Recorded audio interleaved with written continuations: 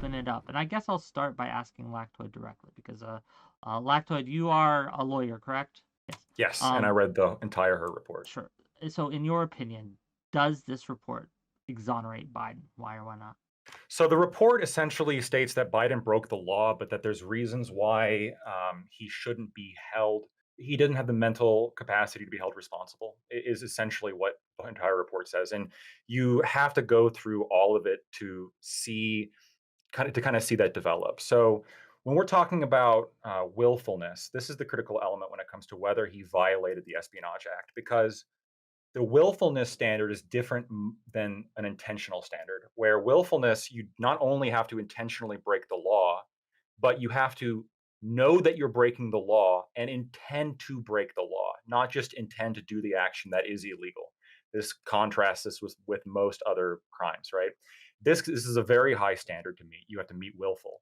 Um, it's that what her is concerned about is, given Biden's horrible memory, despite the fact that he admitted in 2017 to be unlawfully storing classified information, because his memory is so bad, her doesn't think that he can get a jury on board with the idea that Biden willfully, in terms of intended to break the law. He obviously broke the law, but he didn't intend to break the law, which means that he's probably not criminally culpable, is what her said. I think there's a good argument there, based on he goes into several reasons why Biden is so, I guess, demented that he shouldn't be held responsible, right? He doesn't remember when he was vice president during the interview. He doesn't remember when his son died. He doesn't remember it was Afghanistan war documents that were classified Afghanistan war documents that were being improperly held. He actually didn't really know the details of that debate, of the documents that were so important to him that he was unlawfully storing. He just a bunch of shit that he just misremembered, and this is repeated constantly throughout the entire report.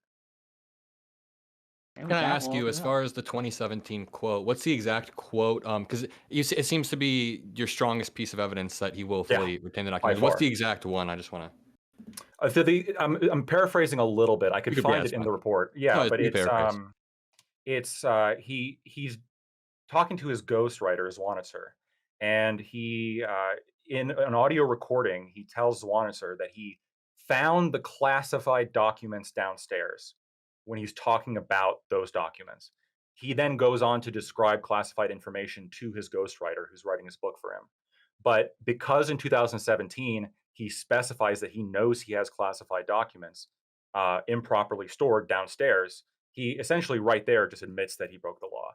But what Her says is, while most people, that would be enough. But for Biden, there's like a credible argument that he said that and then promptly forgot that he had it like the day after, because his mental acuity is so poor.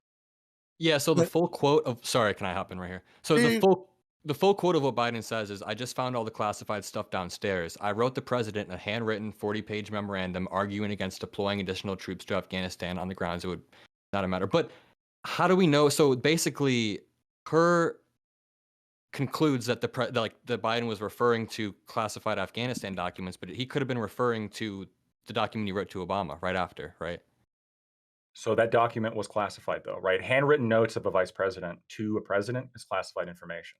didn't her say that Biden reasonably assumed that what was written in his notebooks was not classified because of the precedent that had been set by basically every president that had come before him, who kept their own written notes. I feel like that was written at some point Well, in that that that's report. right. Well, that goes to the idea again of willfulness, right? He did break the law, but he was under the impression, because arguably Reagan also broke the law. He was under the impression that this could be done. Now, the Wait, interesting thing is So sorry, that doesn't have to do anything with his age, though. That has nothing to do with his age, right? that specific point doesn't, because he argued that this was his personal property. He didn't think he had to give it up. But this doesn't apply to the other thing that Her was talking about, for a significantly larger portion of the report, which is Biden's shitty memory. And it also doesn't apply to the documents labeled classified on top of the document that Biden was improperly storing. Can I ask something before we move forward here? 'Cause I had a little bit of a different understanding of the willfulness argument. What I was told was that there were documents that Biden had possession of from when he was a senator and didn't actually have the authority to remove documents from where they were being stored. He could go and view them, but he couldn't take them. And some of those documents he took while he was a senator had also more handwritten notes right on the document. The The special identified counsel, documents. Oh, Sorry. yeah. Let's let Hutch answer. well, they addressed that and they said that there are all kinds of innocent explanations that they couldn't refute in court, and in that particular case, it was more than reasonable to think that that his aides could have packed those boxes up and put it in the. You're talking about the Penn State building. I don't remember exactly which one it was. I'm sorry. I'd have to scan through my. I think that's what you're referring to, and I think the special, correct me if I'm wrong, but I think the special counsel even said that the evidence suggests that his aides had packaged those up and then put it in that spot. The Penn State documents is a weaker claim for sure, and there's a real argument there that that was just a mistake, and that Biden didn't.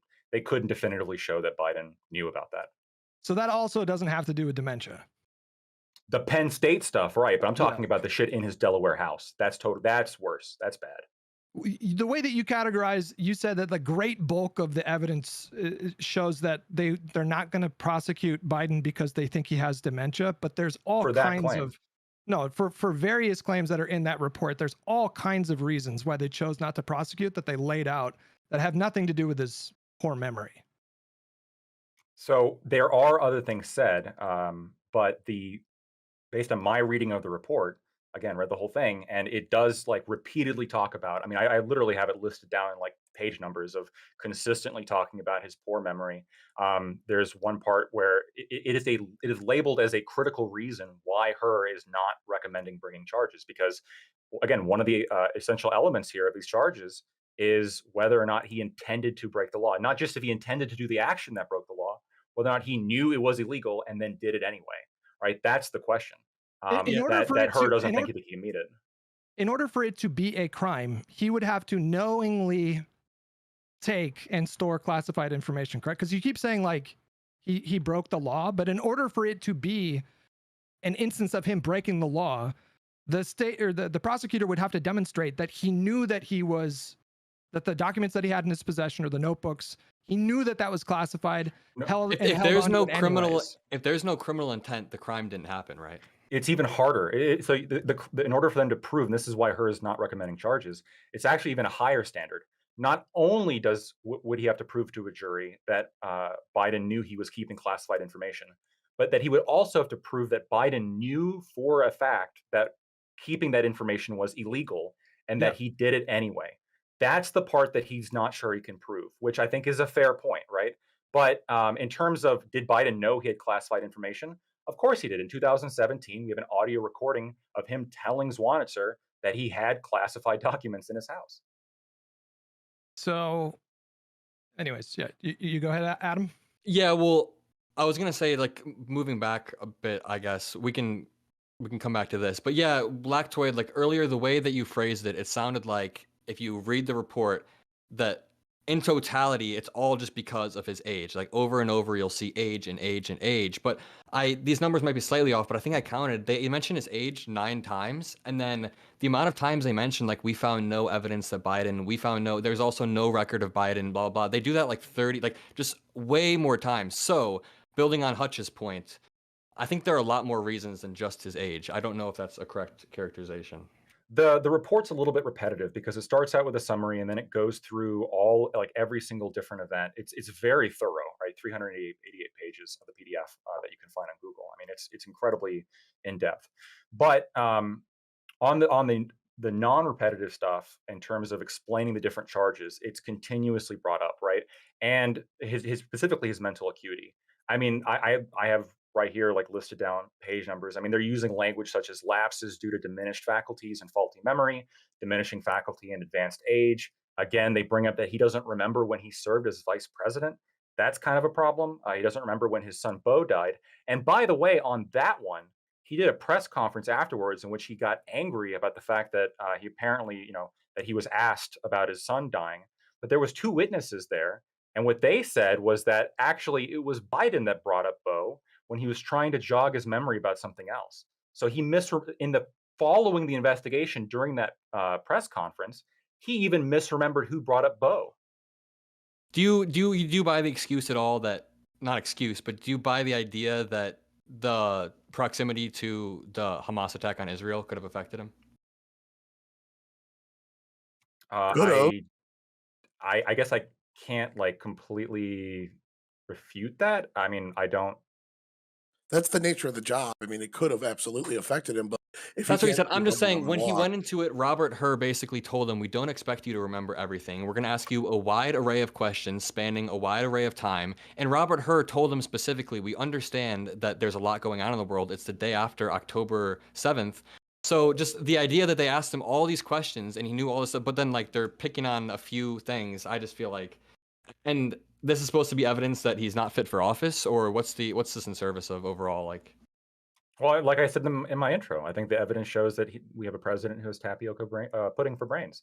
I mean, you have a guy here who can't remember when he served vice president. That's a serious office, and you should remember that. And now he's the president.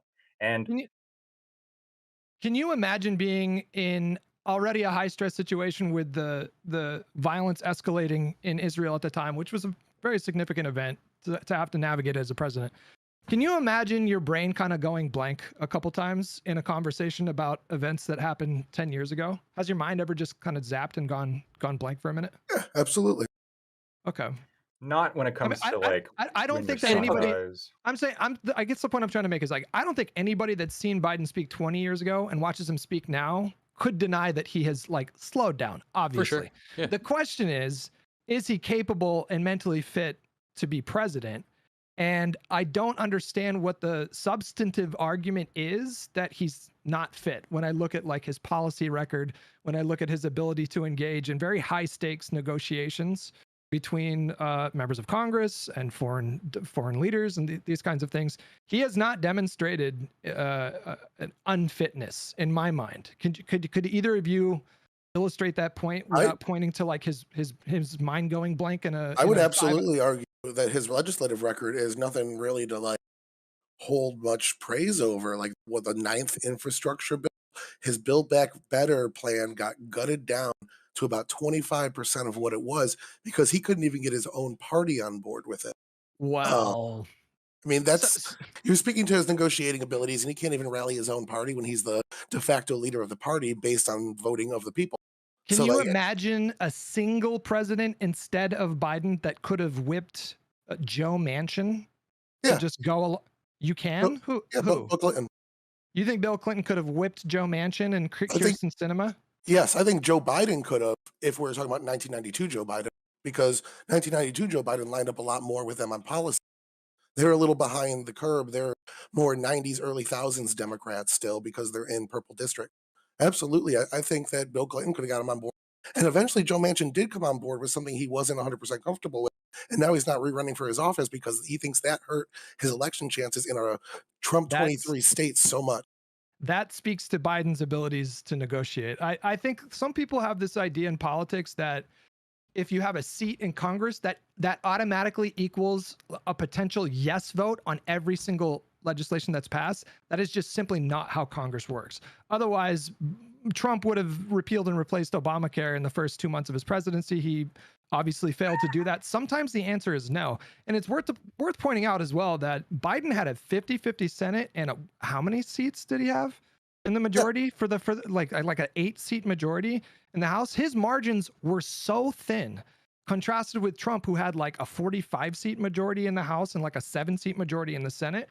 And he was able to get more. Biden was able to get more done with less seats. Objectively more done. I think there was a 2-seat. I think it was only a 2-seat majority in the Senate when the Obamacare repeal. But I think that speaks to Trump's abilities to negotiate. He was terrible at rallying his party together. Absolutely.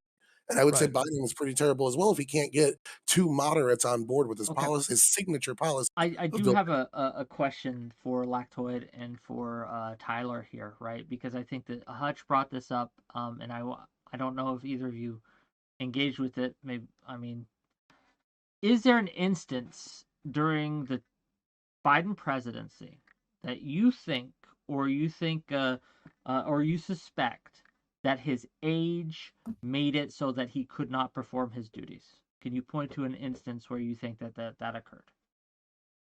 So I guess I can build on what I was going to say in response to the prior question. So I'm sort of this philosophy that you can have a president who's pretty diminished and their handlers, their administration, all the organization around them can more or less carry on their duties. Um, the president is a little bit more represents more of a policy platform as opposed to a person. I've always thought this is actually like one of the best defenses of Trump, where yeah, he's an asshole, but if you like his policy, I think Ben Shapiro's argued this, a couple other people have argued this. So I can't, other than just embarrassing himself in front of like other people, I don't know for sure if there's anything specifically that he was unable to get done because of his faulty memory.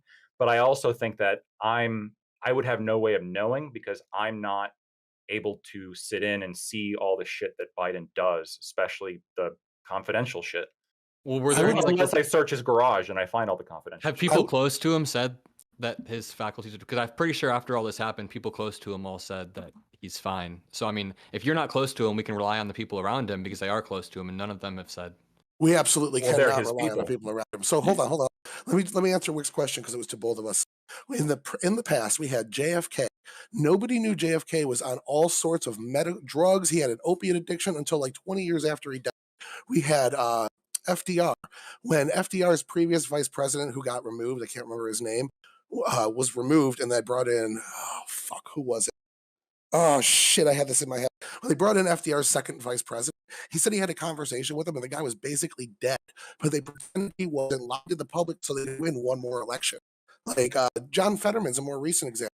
His entire staff and family lied about his condition for weeks, like for several weeks, like a week after the primary, and then we found out he had a stroke, and they were lying about his recovery process the whole time.